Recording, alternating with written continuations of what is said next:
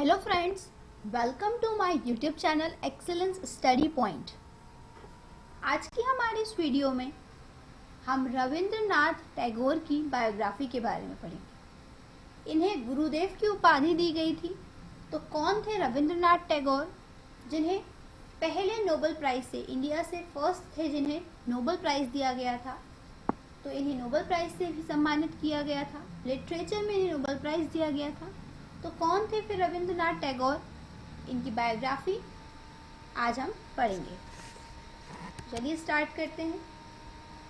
Biography of Rabindranath Tagore. और उससे पहले अगर अभी तक आपने हमारे चैनल को सब्सक्राइब नहीं किया है तो हमारे चैनल को सब्सक्राइब करिए, ताकि हमारी वीडियो से रिलेटेड सभी अपडेट्स आप तक पहुंचते रहें। Rabindranath Tagore, also called Gurudev, passed away on 7th August 1941 at Jorasango, Kolkata in ancestral home. He was 80. Rabindranath Tagore का जन्म हुआ था 7 मई 1861 को। बंगाली परिवार से थे ये। कलकत्ता में इनका जन्म हुआ था और इनकी मृत्यु हुई थी 7 अगस्त 1941 में जोरासंको, कोलकाता में। जब इनकी मृत्यु हुई थी तो ये 80 वर्ष के थे। इन्हें गुरुदेव की उपाधि से भी सम्मानित किया गया था। He became the most influential writer, poet, artist in Bengal and also India in the early 20th century. 20th century में ये सबसे इन्फ्लुएंशियल और सबसे फेमस पोइट भी थे, राइटर भी थे, ये आर्टिस्ट भी थे। He was a polymath and his mystery spread over many arenas like art, literature, poetry, drama, music and learning. ये ना सिर्फ लिटरेचर में फेमस थे, बल्कि ये पोइट्रीज भी लिखते थे, ड्रामाज भी लिखे हैं इन्होंने, म्यूज़िक भी कंपाइल किए हैं, आर्ट लिटरेचर भी कंपाइल किए हैं। तो ऐसे कई जगह बहुत सारे एजुकेशन इंस्टीट्यूशन भी इनके द्वारा खोले गए हैं। तो हर जगह यहाँ पर रविंद्रनाथ टैगोर का सहयोग रहा 20th सेंचुरी में। He became the first non-European to win the Nobel Prize for Literature when he won the award in 1913 for his translation of his own work in Bengali, Gitanjali. He was the first non-white person to win a Nobel Prize. अब यहाँ पर ये पहले non European थे जिसे कि Nobel prize दिया गया था। इन्हें नोबेल प्राइज़ लिटरेचर में मिला था। 1913 में इन्हें नोबेल प्राइज़ दिया गया था और ये पहले भारतीय भी थे जिन्हें नोबेल प्राइज़ दिया गया था और इन्हें नोबेल प्राइज़ लिटरेचर में दिया गया था, ये याद रखिएगा। अब इन्हें एक नोबेल प्राइज़ क्यों मिला था? तो इनके खुद की बुक गीतांजलि का ट्रांसलेशन इन्होंने किया था, उसके लिए, गीतांजलि के लिए इन्हें नोबेल प्राइज़ यहाँ दिया गया था। और ये पहले नॉन वाइट पर्सन भी, यानी कि पहले इंडियन भी थे जिन्हें नोबेल प्राइज़ दिया गया था। Tagore is said to have composed over 2000 songs and his songs and music are called Ravindra संगीत। रविंद्रनाथ टैगोर ने 2000 से भी ज़्यादा, कम से कम 2000 सॉन्ग्स इन्होंने कंपोज किए थे और इनके द्वारा लिखे गए, कंपोज किए गए सॉन्ग्स को रविंद्र संगीत के नाम से जाना गया। The national anthem of both India and Bangladesh were composed bye Tagore. India का नेशनल एंथम और बांग्लादेश दोनों का नेशनल एंथम रविंद्रनाथ टैगोर के द्वारा कंपोज किया गया है। इंडियाज जनगण मन एंड बांग्लादेश अमर सोनर बांग्ला।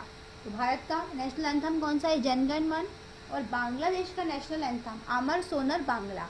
ये दोनों ही रविंद्रनाथ टैगोर द्वारा कंपोज किए गए थे। Sri Lanka's national anthem is also said to have been inspired by him. और जो श्रीलंका का नेशनल एंथम है वो भी कहीं ना कहीं रविंद्रनाथ टैगोर के द्वारा लिखी गई किताबों से इंस्पायर्ड है। Tagore has composed Amar Sonar Bangla in 1905 in the wake of the Bengal partition। अब यहाँ पर 1905 में जब बंगाल का विभाजन नहीं हुआ था तो बांग्लादेश का भी विभाजन नहीं हुआ था, क्योंकि वो भी इसी में ही आता था। तो उस समय इन्होंने अमर सोनर बांग्ला कंपोज किया था, जो आगे चलकर बांग्लादेश का नेशनल एंथम बन गया। और ये इन्होंने तब किया था रक्षाबंधन फेस्टिवल पर, हिंदू और मुस्लिम के बीच ब्रदरहुड को बढ़ाने के लिए। जब बंगाल का विभाजन हो रहा था यहाँ 1905 में, तब इन्होंने यहाँ पर ये अमर सोनर बांग्ला कंपोज किया था। His poem and songs infused peoples with a feeling of a patriotism and love for the motherhood. His novels, dances, drama, essay, dance, dramas and stories cover a wide range of topics from personal to political. इनके द्वारा जो कविताएं, जो गाने लिखे जाते थे, वो लोगों में देशभक्ति की भावना को जगाने के लिए इन्होंने ज़्यादातर लिखे हैं। दूसरी बात, इनके द्वारा लिखी गई नोवेल्स, इनके ड्रामाज, जो स्टोरीज ये लिखते थे वो पर्सनल भी कुछ टॉपिक्स की होती थी और पर्सनल से लेकर पॉलिटिकल सभी टॉपिक्स पर ये कंपोज करते थे। He was knighted by the British government in 1915 but he later renounced it protesting against the Jallianwala Bagh massacre. Read more of this massacre.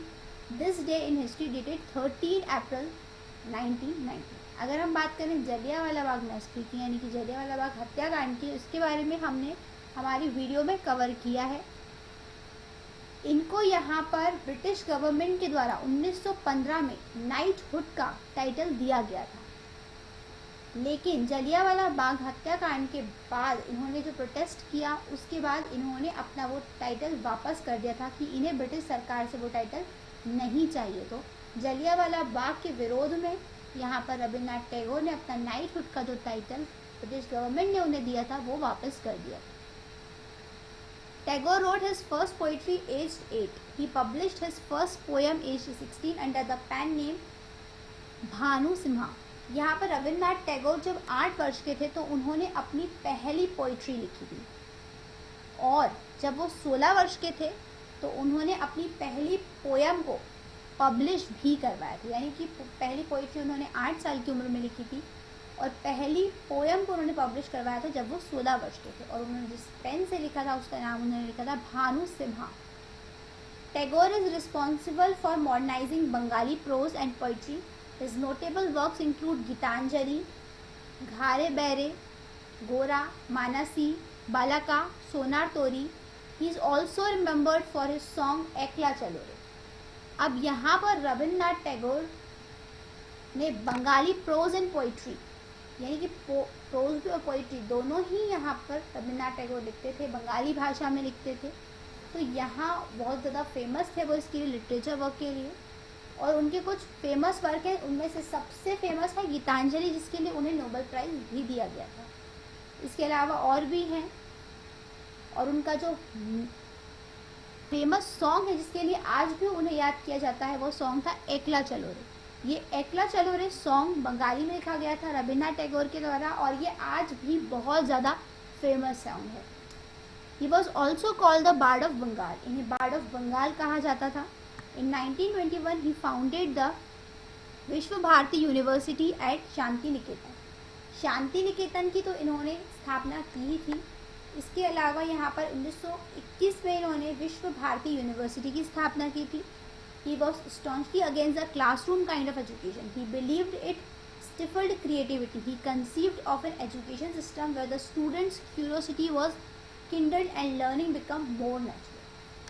ये इन्होंने विश्व भारती यूनिवर्सिटी की स्थापना तो की ही थी, लेकिन उसके साथ साथ ये क्लासरूम काइंड ऑफ एजुकेशन के खिलाफ थे। क्लासरूम काइंड ऑफ एजुकेशन का यहाँ इनका मतलब था जिस तरीके से बच्चों को सिर्फ एक क्लास में बिठा दिया जाता है और उन्हें सिर्फ रटवाया जाता है, तो इस टाइप की एजुकेशन के ये खिलाफ थे। इनका कहना ये था कि इस तरीके की एजुकेशन बच्चों तक पहुँचाई जाए जिससे कि उनकी क्रिएटिविटी बढ़े, उनकी क्यूरियोसिटी बढ़े, उनकी उत्सुकता बढ़े उसे पढ़ने के लिए, और वो सब कुछ नेचुरल हो, यानी कि बनावटी चीज़ों को हटाकर कुछ नेचुरल चीज़ें लाई जाएं। यहाँ एजुकेशन सिस्टम में बदलाव लाया जाए। He was widely travelled person and he had been to over 30 countries in 5 different continent. इन्हें ट्रैवलिंग का बहुत ज़्यादा शौक था और ये कई जगह ट्रैवलिंग पर भी जाया करते थे। बहुत से लोगों से भी इन्होंने मुलाकात की हुई है। कम से कम 30 कंट्रीज एंड 5 डिफरेंट कॉन्टिनेंट में ये विजिट कर चुके थे।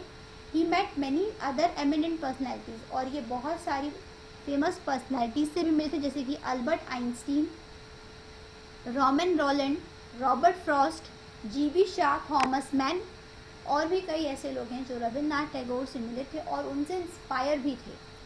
He had spoken at the World Parliament for Religions in the year 1929 and 1937.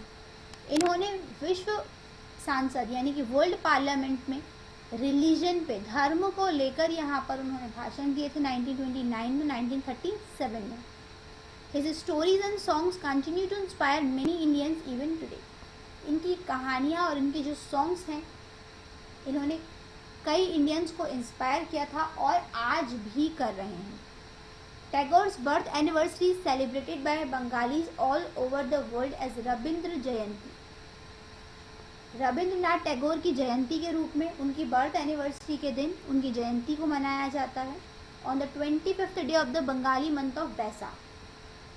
बैसाख के 25वें दिन. It is celebrated in Bangladesh also. और ये रविंद्रनाथ टैगोर जयंती न सिर्फ भारत में मनाई जाती है बल्कि ये बांग्लादेश में भी मनाई जाती है. 1931 में इन्हें नोबेल प्राइज़ मिला था लिटरेचर के लिए, ये हम पढ़ चुके हैं. इन्हें गीतांजलि के लिए यहाँ पर नोबेल प्राइज़ मिला था. He was the first non European. ये पहले नॉन यूरोपियन, पहले इंडियन थे जिसे कि ये नोबेल प्राइज़ मिला था. 1915 he was awarded knighthood bye the British king George. हाँ, इन्हें नाइटहुड का टाइटल 1915 में मिला था. किसके द्वारा मिला था? ब्रिटिश किंग जॉर्ज वी के द्वारा मिला था. लेकिन 1919 में इन्होंने जलियांवाला बाग के विरोध में नाइटहुड के टाइटल को ब्रिटिश गवर्नमेंट को वापस कर दिया था. ब्रिटिश सरकार को इन्होंने ये टाइटल वापस कर दिया था जलियांवाला बाग के विरोध में, क्योंकि इनका कहना ये था कि मुझे ये टाइटल नहीं चाहिए. ब्रिटिश सरकार ने यहाँ पर जलियांवाला बाग के विरोध में कुछ भी नहीं किया था और यहाँ पर इसी के प्रोटेस्ट करते हुए उन्होंने अपनी टाइटल को वापस कर दिया था. तो रविंद्रनाथ टैगोर ना सिर्फ अपनी poetries, prose, stories, music, literature इसके लिए फेमस थे बल्कि वो फ्रीडम फाइटर भी थे. यहाँ पर उन्होंने गांधी जी के साथ मिलकर भी कई फ्रीडम स्ट्रगल्स में सपोर्ट किया. इसके अलावा उन्होंने लिटरेचर वर्क पर तो कंसंट्रेट किया ही था. तो लिटरेचर वर्क उनके द्वारा लिखे गए हैं. हमारे यहाँ का नेशनल एंथम जो है वो उनके द्वारा लिखा गया है. बांग्लादेश का नेशनल एंथम भी उनके द्वारा ही लिखा गया है और श्रीलंका का नेशनल एंथम भी उनकी कंपोज्ड बुक से ही इंस्पायर है. ये थी बायोग्राफी ऑफ रविंद्रनाथ टैगोर, जिन्हें गुरुदेव की उपाधि भी दी गई थी. अब चलते हैं अपने मोटिवेशनल कोट की तरफ, जो कि रविंद्रनाथ टैगोर के द्वारा ही लिखा गया है. एक इंसान का जीवन उस महानदी की तरह होता है जो अपने बहाव से नवीन दिशाओं में भी अपना राह बना लेती है. आज की वीडियो में बस इतना ही. अगर आपको हमारी वीडियो पसंद आई हो तो इसे लाइक करें, शेयर करें और हमारे चैनल को सब्सक्राइब करें ताकि आपको हमारी वीडियो से जुड़े सभी लेटेस्ट अपडेट्स मिलते रहें.